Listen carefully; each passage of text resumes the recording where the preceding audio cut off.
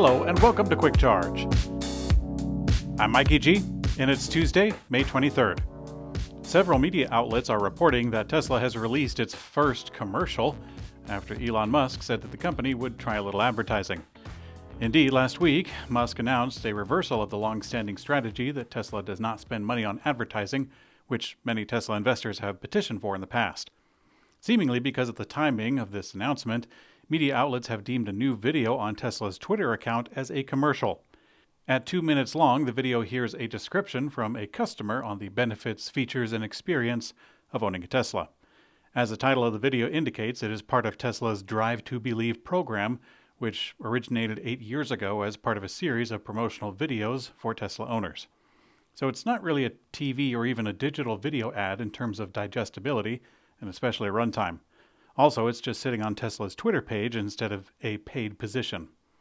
Although one could argue that Tesla did indeed pay for a part of Twitter, but fact of the matter is that Tesla does have a marketing department, they do pay referral programs, and now the company is openly entering the advertising space, so we can all put this issue to rest.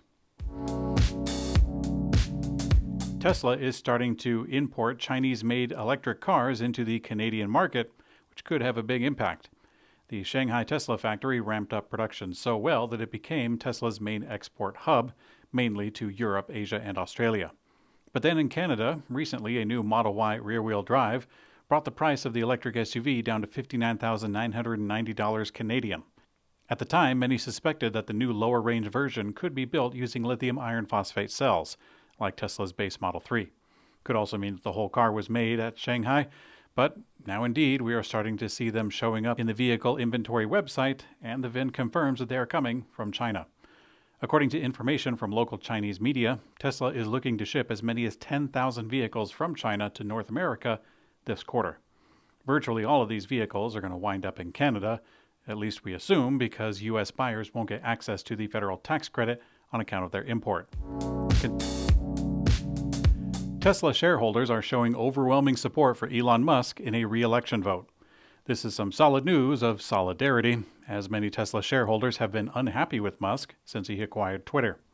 Putting aside all the political and ideological stuff, many were concerned when Musk sold tens of billions of dollars worth of Tesla stock in order to buy the platform, contributing to a significant decline in Tesla's stock price. Aside from Musk's personal strain of running yet another company, he reportedly took engineers from Tesla to work on Twitter.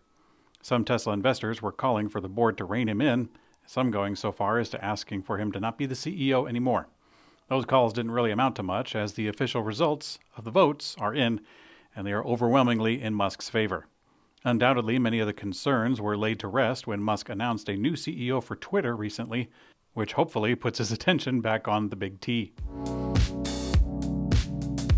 Tesla announced the expansion of its massive virtual power plant in southern Australia to 3,000 more homes.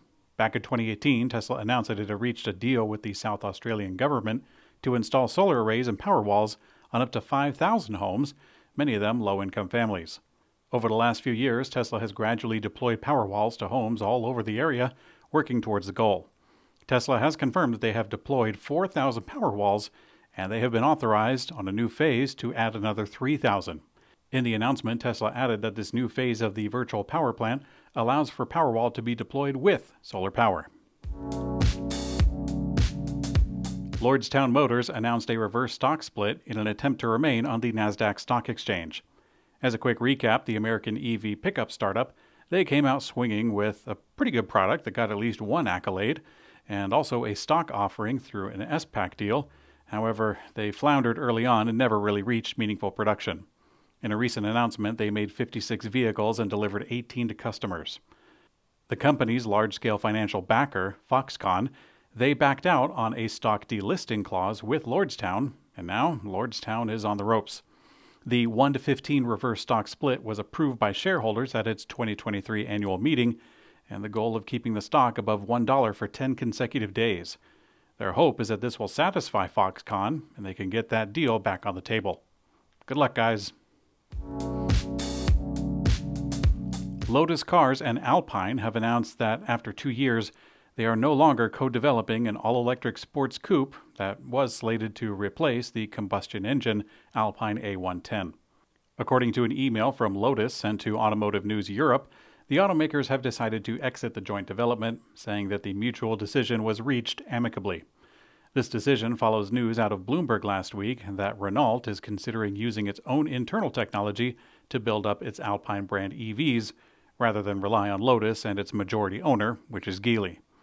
Lotus said otherwise, to an extent, in their Monday statement, leaving the door open for what they call other opportunities in the future.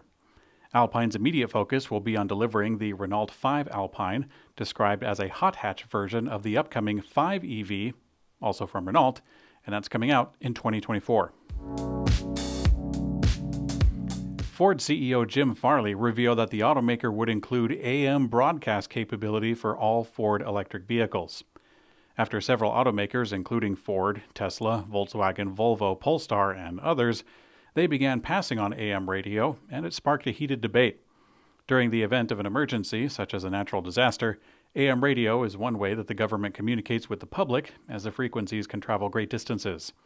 But Ford's CEO is making it sound like the benevolent thing to do, citing the importance of emergency systems and saying that Ford has decided to include it in their vehicles.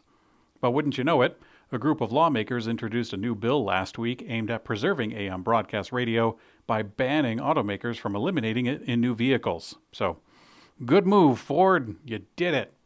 We did it, Mary. We did it. I know that's GM.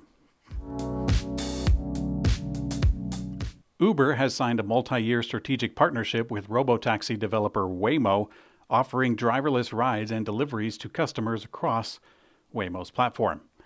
The new partnership could bring massive scale to Waymo's driverless tech while offering an enormous pool of potential customers. The initial driverless rollout will begin on the Uber platform in Phoenix, Arizona, where the robotaxi company currently operates across 180 square miles, which, if you ask Waymo, is the largest fully autonomous service area in the world.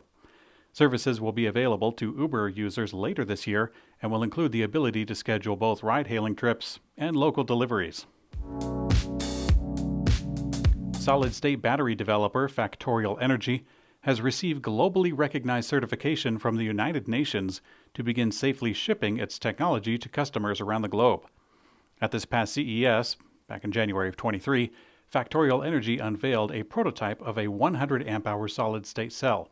Today, the company announced its latest milestone, sharing that it is now certified to begin shipping those cells to automakers to test for their own electric vehicle models.